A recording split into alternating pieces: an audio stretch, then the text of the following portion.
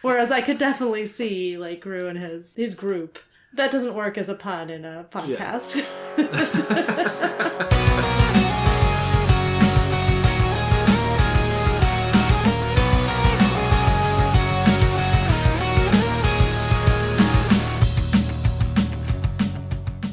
Welcome to Inchworm, the podcast in which we are inching through worm. I'm Jenny. And I'm Ted. And this week we read Insinuation 2.2, the second chapter of the second arc. Very exciting. I believe it is your turn to summarize the chapter. But it is my turn. What were your impressions up top? So most of it was just kind of like she's gathering some info. She's researching the people she met on the computer. So, you know, there's a lot of like filling in some background knowledge on these people. Then at the end, it got really exciting. Yay! I was very We should talk about delighted. it more, but like I thought it was really successful exposition. Oh, it's yeah, like, yeah. How do you take a chapter that is Taylor goes on Wikipedia for capes and make it interesting? But I loved it. I thought it was great. Oh, yeah. I thought it was very successful. So do you want the detailed summary? Please. Okay.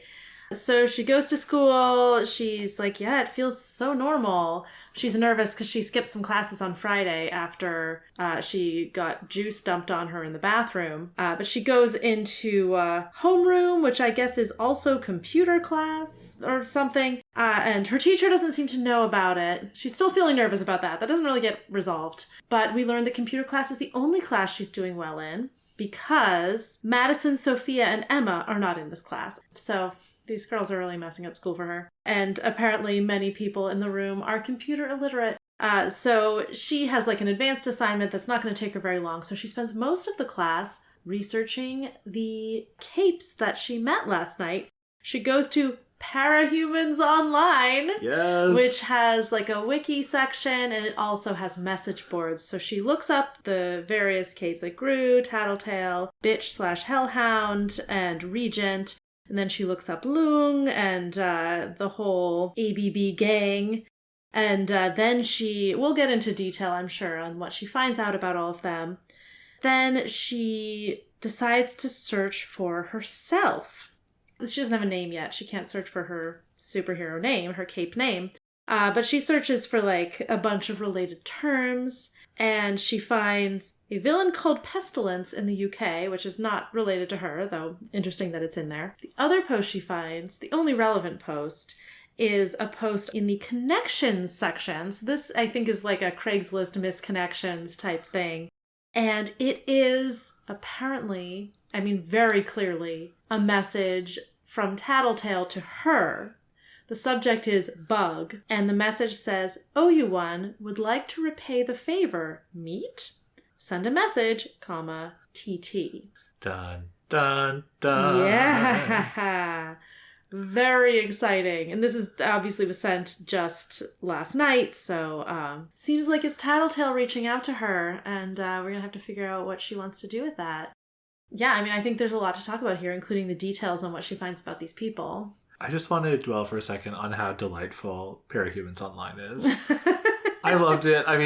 It takes me back to this era of the internet when being online was not real life. It's like pre-social media. Yes. Being online is for like niche communities to find each other and like obsess over things. And so it totally makes sense. Like obviously this world has been transformed by the presence of capes, but not everybody is like into capes, I guess. Right. But like Taylor is, and she has, or she at least knows enough to go on. And they're just like people who gossip and they update, Cape Wikipedia, and they post all these different things. Like the description of the connection section at the end is so delightful. Where rescued damsels left their contact information for their dashing heroes, where conventions and fan gatherings were organized, and where people posted job offers for capes and the cape obsessed. Those are such different things to be happening on the connection section. I guess only one of those three is really Craigslist misconnections. Yeah. It's interesting. Most were cryptic or vague, referring to stuff only the people in question would know. Does that refer to all of those categories of things, or just the, like, damsels? I don't know. Presumably it's more like, the if you're organizing a fan misconnections. convention, you wouldn't be that vague. Yeah, presumably it's the fan connections. And I think Tattletale's post doesn't have that much information, and... No, her post is definitely, like, only the people involved would know. Yeah. No, I mean, when Taylor looks up Tattletale, true. and then it has a thing that says, this article is a stub. Be a hero and help us expand it. It's so delightful. I loved how, so there are all these people commenting on the message from Tattletale, being like, oh, is this important? No, it's not, you know. Some people were saying it was important. Half a dozen more people decried them as tinfoil hats, Parahumans.net's term for conspiracy theorists. Yes. I was like, oh yes, that very niche term that only this online community uses. Yeah. But I mean, it totally makes sense to me that Wild Bill would have wanted to explain that in 2011. Oh yeah, definitely. It's just definitely. How times have changed. Yeah. I am curious, the way that the computer class worked. I mean, I have no idea what computer classes are like in schools. I know that, like, Gen Z, and I guess what are they, Gen Alpha, like, their experience with computers is very different from ours. Yeah. In some ways, they probably don't need the rudimentary stuff as much, but in other ways, they're probably skipping the rudimentary stuff in, like, ways that maybe are not the best. I even felt high school 2011, 2012, like, Visual Basic Calculator felt like it was, like, maybe 5 years or, like, an assignment from a little bit earlier. Well, it does make sense that, like, they would be a little behind, yeah, because the high school curriculums aren't going to... But it does remind me, I was in high school in the early aughts, and I remember computer class. I feel like the teachers of computer class were, like, not people who were experts or, like, doing anything. So I remember just, like, you'd finish the assignment in 20 minutes, and then we'd figured out that all the computers were on the local area network, so you could open up, like, the terminal and then just have, like, instant messenger going if you knew where your friends were sitting in class. We didn't really have a computer class. I'm sure we had some kind of computer classes in, like, elementary and middle school, but, like, we didn't have, like, I don't remember ever taking a computer class in high school. I don't think we offered, like, programming or anything. Yeah. And she talks about she had, like, people were working on their typing skills. And that was I remember doing that in, like, elementary school, maybe. Yeah. But yeah, it's a really good, to me at least, it brought back, I know what it feels like to be in this class, to be Taylor in this class. Yes. The other feeling that really landed was that, like, the anxious avoidant behavior of, like, she shows up and she's like, oh yeah, I skipped some classes on Friday, so maybe I should just never go to school again because I don't want to have to deal with anyone, like, ever noticing that I made that mistake. Yeah. Like, oh no. Like, she's not actively worried about it, but it's sort of, I imagine it's keeping her on edge. I would be so uncomfortable. Oh my gosh. Yeah. Should we talk through the people that she looks up? Oh, yeah. I mean, it's super interesting. Basically, Tattletale and Regent, she didn't find much. So Tattletale has an article, or it's, you know, that's the one that's a stub. There's a one-sentence blurb. She's an alleged villain active in Brockton Bay. There's a single blurry picture. I love that her costume is lavender. Yeah, we weren't sure if it was lavender or blue, but it's the superior choice. There's nothing else. No one knows what her power is. So it sounds like the information that Taylor gave to Armsmaster might in fact be information that no one else really had. Yeah. Could be a big problem for Tattletale. And when she looks up Regent, there's nothing. Like, literally nothing. Literally, yeah. And she's, like, even trying, she's like, was it Regents? Was it Recant? Did I hear it wrong? Yeah. I like the detail, sort of, that, like, because it's a wiki, it's like, you can see, oh, like, a bunch of people have searched for Regent recently. Do you want to create the article? Yeah. And I was like, oh, that's interesting. And I was a little worried, but Taylor seems aware of the OPSEC around updating things, where she's like, I think it's with lungs powers. She's like, should I add some things? And she's like, no, I wouldn't want to trace back to my school.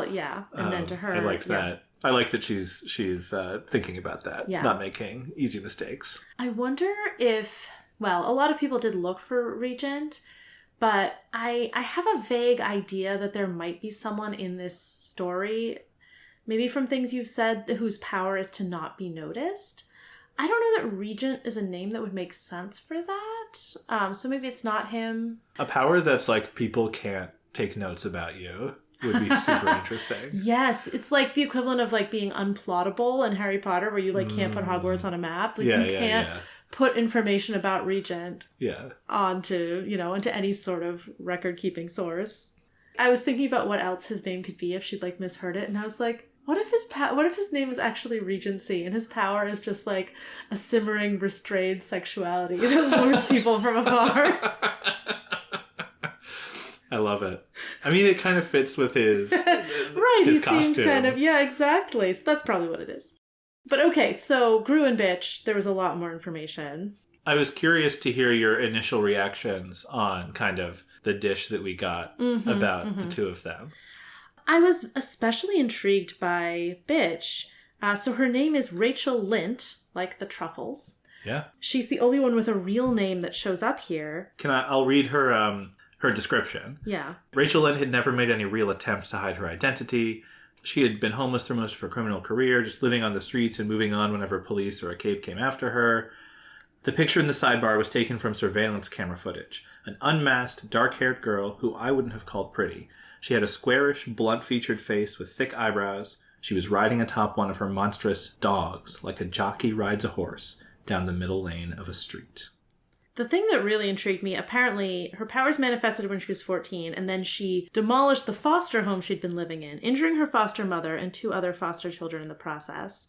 And then it seems like there was 2 years where various heroes and teams were trying to come after her. Skirmishes and retreats across Maine. Very fun. And she defeated them or evaded them. And we do learn that her power is to turn ordinary dogs into these enormous monsters. Right. I feel like this is very much like someone the system completely failed. And I do wonder to what extent people with powers are going to be disproportionately have that type of background, because powers come from some sort of trauma or negative experience. I think probably most foster kids would end up with powers if they have that potential. I don't know if everyone has that potential. But it seemed like, I don't know if the same is true for Grue. We don't get as much about his background. It says he'd been active for nearly 3 years, dealing in petty crimes, such as robbing small stores and doing some work as an enforcer. It seems like Bitch, at least, never really had a chance. I feel like I want to analyze this through the lens of how criminal activity and stuff works in the real world. But she was in a foster home. She demolished it. It's possible it was a really nice foster home and she just couldn't control her dogs. But I'm going to guess that we're predisposed to think she was probably suffering. Right. It was probably a really bad situation. Even if it wasn't a really bad situation in that home, she at least had not been well treated throughout her life as a foster kid, which is the case, I think, with many foster kids. It seems like she was almost born on the wrong side of the law. Not actually, but, and I assume with Grue, it's petty crime, he probably also didn't have another way to eat. He was robbing small stores, probably getting money so that he could survive. Right. It's hard to view this as, I don't know, it's hard to come down too harshly against this kind of criminal activity or view it as a real moral failing on their parts, which I think is probably also very analogous to crime in the real world. Most crime. Yeah. Excluding large corporate stuff. Most crime happens because, people need stuff and can't get it other ways. Well, it's interesting because we have the contrast between Bitch and Grue. And it seems like my takeaway was it's so striking to me that Bitch, her history is very violent, but it's not criminal. I guess she joined up with Grue and Tattletale and Regent recently. And they, I think, had been described as doing some big crimes. Yeah, she hurt some people. She destroyed some property. We don't even know if that was on purpose. Right. But whereas Grue he is clearly a career criminal, but none of his listed crimes are particularly violent. I guess holding up a store, he's using the threat of violence or whatever. But he at least doesn't seem like... Work as an enforcer, some superpowered muscle...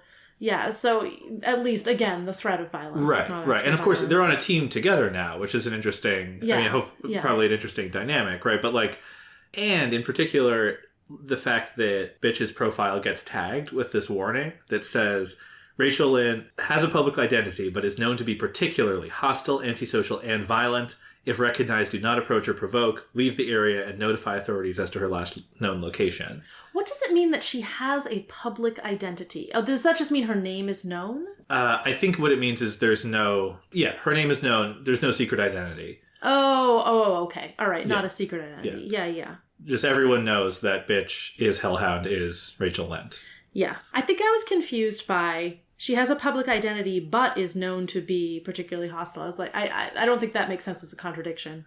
Yeah. quibble with interesting. the language of Parahumans Online language. Yeah. Yeah, so they are already like a study in contrast, but then we also get Taylor reading about Lung's cohort. Yeah. Well, we should say before we which move... are a whole different, but they're a whole different level, I feel like. How they're described as like villainy. So absolutely. We get this profile of Grue and Bitch where they're clearly doing supervillain coded things, but as you were kind of getting at, it's nowhere near the level of like Lung and his cronies. Right. Seems like they've been doing a little bit more recently, like holding up a casino or something. No, right. They're asking, but it's like financial crime. It's not robbery. Yeah. Yeah.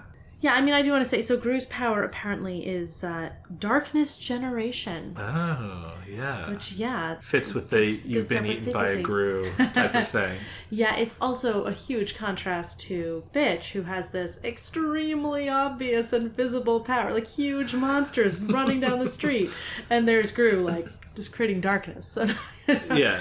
Which maybe he can help disguise her, like maybe that's like a compatibility there. But as we know, Lung's profile doesn't have all of his features on it. This is not necessarily reliable. It doesn't have anything about Tattletale's powers. Yeah, exactly. I would be surprised if Bitch had anything that wasn't known. Right. Any powers that aren't known. That would be quite the twist. Right. But maybe her dogs have powers that we don't know about yet. Oh, so one thing, Grue, it says recently he's turned to higher scale crime, including corporate theft and robbing a casino. What the heck is corporate theft in this context? Like, I would have thought that was like people working in a corporation, like, doing the books wrong on purpose kind of thing. Like, what are they doing that's corporate theft? Right. Like stealing from corporations?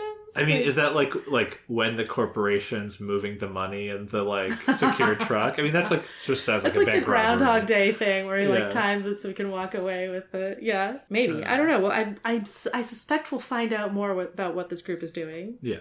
Okay, so you want to talk about Lung. Yeah, we learn a lot about the ABB. Right. Well, we get this detail. If you were Asian and you lived in Brockton Bay, Lung and his people expected you to either join or pay tribute one way or another. Yeah, and not just teens. It seems like he was recruiting mostly teens, but anyone older than 12 and younger than 60. Yeah. And which honestly seems a little young for paying tribute. But and I sort of, it's nice that this is sort of like, it's so clearly coming from whoever, like who this guy is, and not just like, this is a normal thing that would happen, but he seems to have this obsession with like, uniting the people of Asia. And he took all the Asian gangs in the city, took them over, and like sold them, cannibalized them. Yeah. He even went to like gangs that had like a dozen Asian members, took them over, got rid of everyone who wasn't Asian, and like brought them in. Yeah. Which again, it's still super weird to me. I'm curious, and I don't really remember if we get more information. It also sounds like maybe it's not like there were Asian gangs specifically, though there probably were those also. But like every gang with Asian members and many without. I suspect there were just gangs that had like a few Asians in them, maybe. Although maybe they were already more organized around ethnic lines. But it is funny that he's sort of like, no, there will be racial division. Yeah, it's... Except not ethnic division. Yeah, exactly. I mean, it seems like he's a unique guy. Yeah, and he really, he seems very ambitious. He wants to be like a crime lord. And he seems to want to involve people without powers, which we already knew. And not just some people, like every Asian person living in this area owes him some sort of involvement, either money or participation. Right. And that seems like a particularly pernicious, not willing to just, engage in some crimes, to get money or, fight with other people who've sort of entered the arena voluntarily. But he is actively harming civilians, basically. People who haven't tried to be part of this world, who aren't capes, who aren't villains in any way. Exactly. That, it seems, particularly, morally repugnant what he's doing. I don't think he's going to become an anti-hero.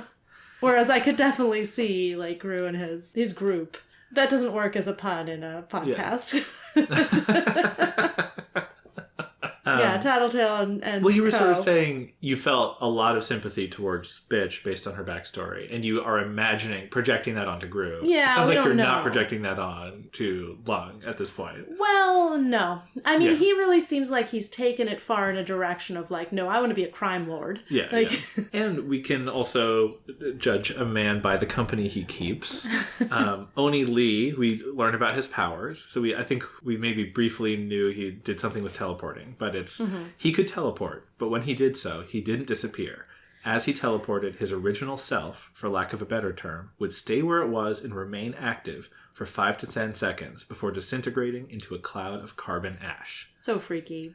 Yeah. So you probably can't tell that he's doing anything. Like maybe there's a visual sign that he's teleporting, but probably just every once in a while he disintegrates and you're like, oh crap. That stopped being him like 5 seconds ago. And there is a report of him holding a grenade in his hand as he repeatedly duplicated himself, with his short-lived duplicates acting as suicide bombers. So amazing. Really works well with Bakuda, who seems to be a bomb creator. Okay. Yes. I was wondering, it seems like it's going to get worse. Oh, yeah. But Oni Lee has the similar warning box, like, this person is violent and antisocial, stay away. Yeah. And specifically, they've called him a sociopath. Right. To me, one time I destroyed a house and injured a foster mom. and then I fought people to keep from being captured. Right. Versus I used my power to create an infinite series of suicide bombs as I ran away. Really different. Those are very different things. Yeah. And, again, we can't trust everything we read on Parahumans Online. Oh, and his costume, I'll mention, just because we get the detail.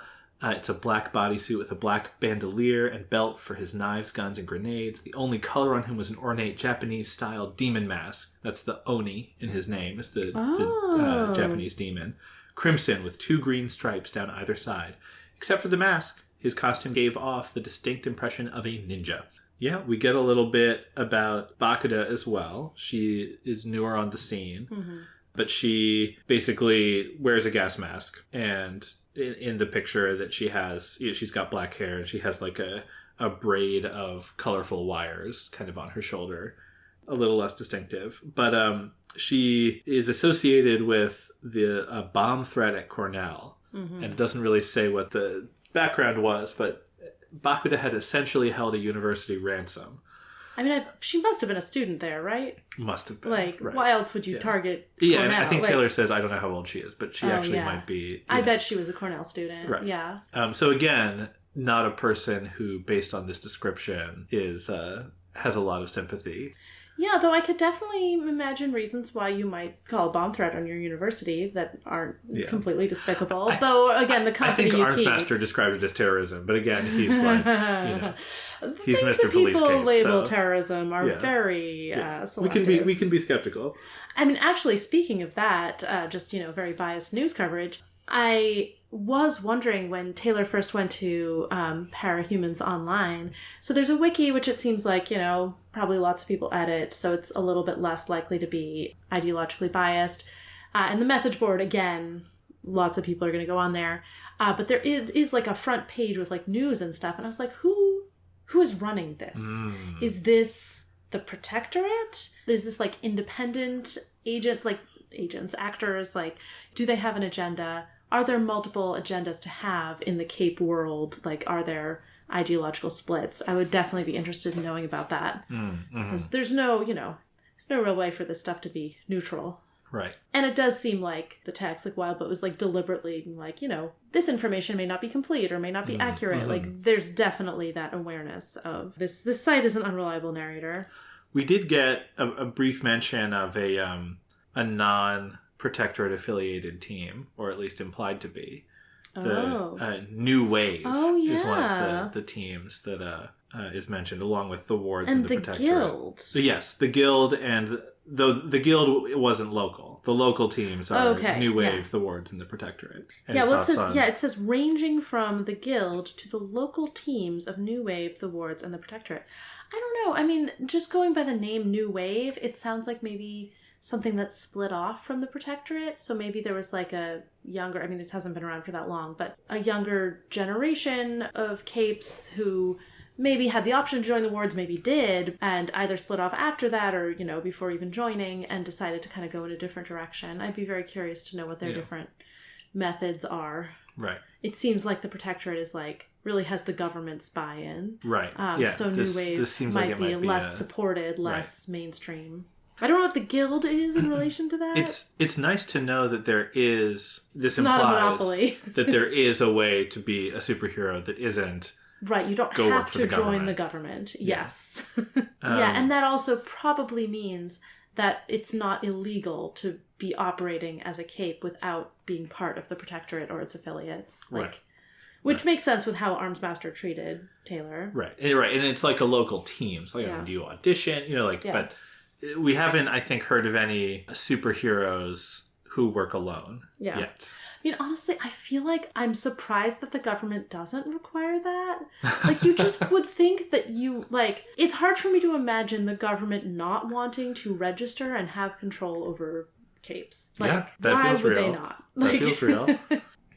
We do learn a little bit about what happens to villains. So, Loong was taken to the PHQ for holding until his trial by teleconference.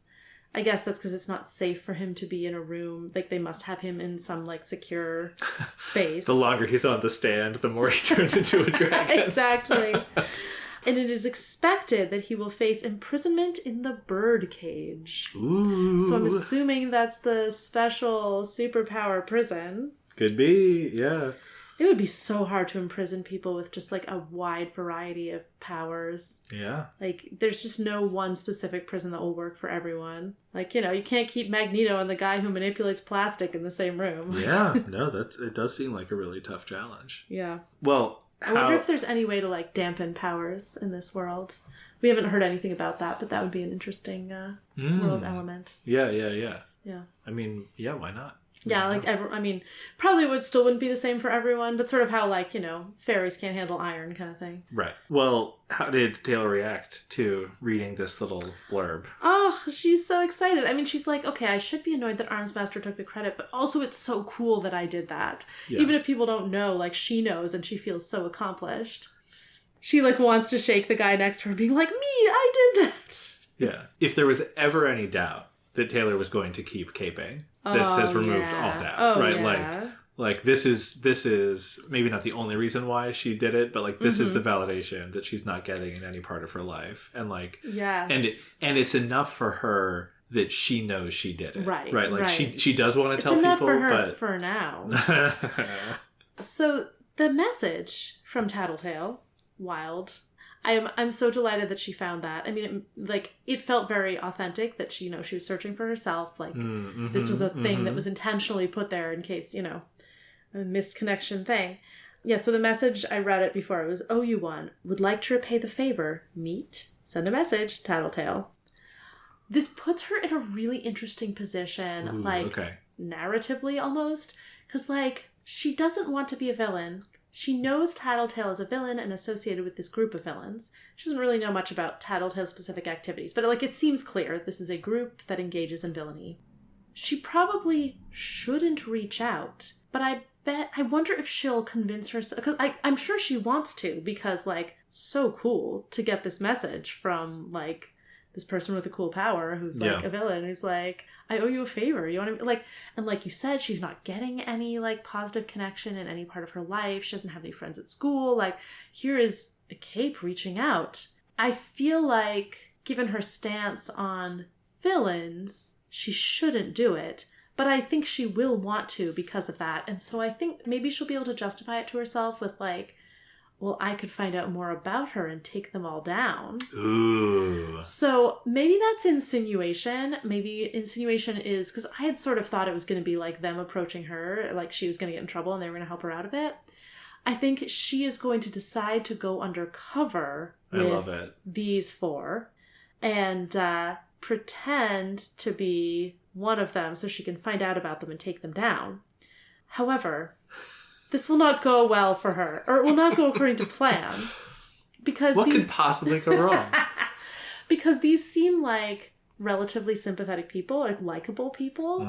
They seem like they're not just like total jerks like Lou. And, you know, Oni Lee apparently is a sociopath. We can't trust Parahumans Online on that point, but... He went on at least one well-documented suicide bombing spree using his power. And again, maybe there are probably cases for doing that in a good cause, but these people seem much more sympathetic. Most of their crimes seem to be getting money they're not supposed to have. So again, not as despicable. And, you know, it's easier to get on board with that than like, you know, hurting people. And she has no other friends and is desperate to have this kind of connection and to be admired specifically as a person with powers, which they're going to do. They're already impressed with her. Like, she is definitely going to quickly develop conflicted allegiances. Right. And what I am wondering is, will she reach out to the protectorate in any way, maybe Armsmaster, who she has this connection to, and say like, hey, I've been in with these people. I'm going to be working undercover. That would be the smart thing to do. Yeah. Because if she doesn't do that, there's no way they're going to believe that she's not just one of this group, no matter what her intentions in her head may have been. Right. So that would be the smart thing to do for her at this point in the story. That will create way more problems for her down the road if she has said that and it turns out that she does decide that she likes these people and wants them to succeed. She's already kind of undercut them.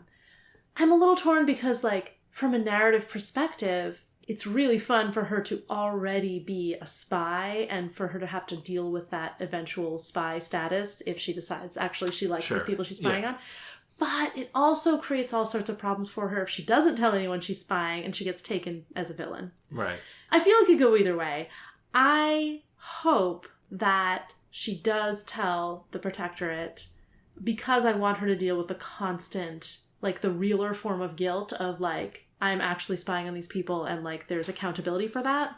I think that will create more fun, conflicted loyalties. Right. That sounds like it would be more interesting than just, but are these people, are my friends bad? Should I turn them in? It's right, like, if you've already preemptively turned them in, you're like, crap, but I turned them in. Right. You know, sort of like, well, you've got 3 weeks to do it. And she's like, oh no, what am I going to say when I next meet my handler? Right, and then she has to do some, like, fast talking. Exactly. And of course, they're like, you're under deep cover. Are you compromised? Oh my gosh, just imagine trusting a 14-year-old to go under deep cover with, like, cool older teens.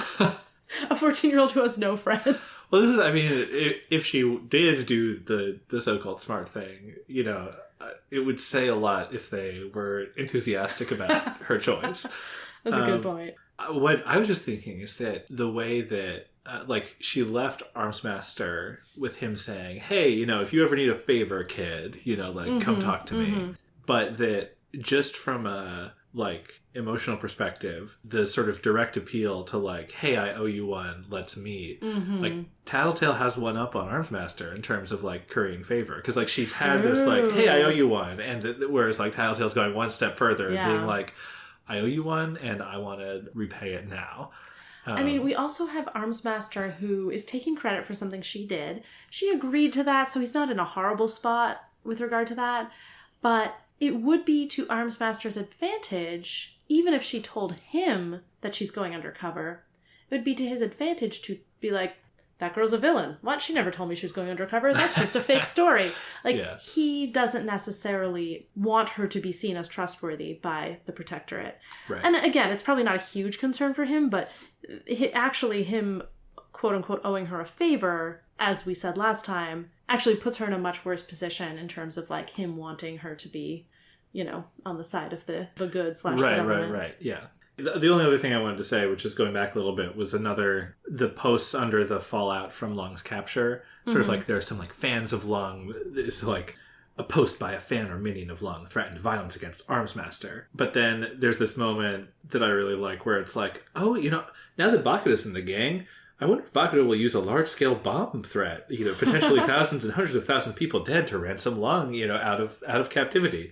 And Taylor's like, well, I tried to put that out of my mind. If it happened, it would be the responsibility of heroes better and more experienced than I. That's honestly fair. Yeah. But I sort of like the like, she's like, yes, I feel good about this. And she's like, could bad things happen? No, it's okay. Like, that's not on me. That's my approach. Speaking of fans, I forgot that apparently Bitch has 2 different fan sites. Oh my god. Yep. Villain worship is a phrase that's used. Mm-hmm. Rings very true with, especially her, like, she has such a cool image of, like, these huge monstrous dogs that she rides, and she, like, destroyed her foster home and then, like, went on a rampage throughout Maine. Like, of course she has fans. That's so cool. Yeah. 2 different fan sites. Absolutely. Good stuff. Well, we got some really good specific predictions about what's coming next. Is there anything else you wanted to mention before we wrap up? I do wonder if, so Pestilence is the UK villain. I don't know who, like, it just turned up in her search because she was searching, like, bugs, plague. And I suspect that's just background info, like, kind of, you know, world detail that we're not going to see again. But I was intrigued. The description is, apparently Pestilence was one of the people who could use, quote-unquote, magic. That is, he was, if you believed magic was real, and not just some convoluted or diluted interpretation of a given set of powers. I'm so intrigued by this sentence. Like, what does that mean? Like, clearly the word magic, when Taylor says it here in her narrative, has, like, some specific meaning that isn't just people can do things that don't make sense under the laws of physics, because that's obviously true. Right. It is sort of intuitive to me that, like, superpowers, usually stories of superpowers, superheroes are not quite fantasy. They're not, like, they sort of fall in a weird gray area between fantasy and sci-fi because they aren't really necessarily scientifically explained, but they also aren't really properly magic the way we think of it. Right. So I guess there's some, like, mental conception of magic that she's like, some definition of magic she's referring to that's, like, a more general, like, set of powers than like what a cape would have. But also, like, I don't know what that would be. Like, right. Well, no, yes, super fascinating. I love that you picked up on that, and I hope it's a thread that we get to keep pulling on. I would certainly say just the way Taylor describes and thinks about her power, she does not think of her power as something magical, right? Mm-hmm. She thinks about it's but supernatural. Like, what power would be magical? No, right, exactly. Yeah, exactly. I guess the question that I have is, like, would there be, if Taylor was a different person who got a similar power, would she see her ability to, you know, receive and process and send a lot of information to bugs as something magical? Yeah. It's an interesting thing to think about. I mean, it makes sense to me that she doesn't see her power as magic. Like, it's very specific. Like, there's one specific type of thing she can do. And magic feels a little more general? I don't know. But I'm not sure what powers... Yeah. Maybe if you just had a better power. Well, like, when people are like, yeah, some people can do magic, like, what do they mean by that? That's different than when they say, some people have superpowers. Exactly. I think that's about it. I did have one very important thought, which was, I know you told me there's not a lot of romance in the text, but I think it's a real shame because there's such a good ship name to be had in TattleTaylor. TattleTaylor. I assume that's already a ship name that's out there because it's extremely obvious. But I'm prepared to ship them just for that name. And also, I mean, lavender, often a gay-coded color. So Tattletale is obviously queer, and they're going to fall in love. Yeah. I mean, you call it like you see it. Yeah. It's just too obvious. There's no way around it.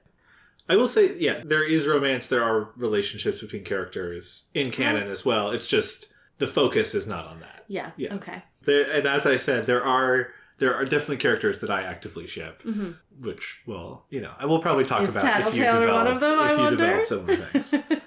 I'm sure I will have strong opinions. Yeah, I don't think I have any other specific predictions. I think I kind of said already. I think Taylor's going to respond to the message. Sounds good. Yeah. All right. Till next time. Worm is a web serial by J.C. McCrae. You can read Worm at parahumans.wordpress.com and support the author at patreon.com/wildvote. Follow us on Tumblr and Blue Sky at Inchworm Podcast, or find our Discord link and any other updates on inchwormpodcast.com.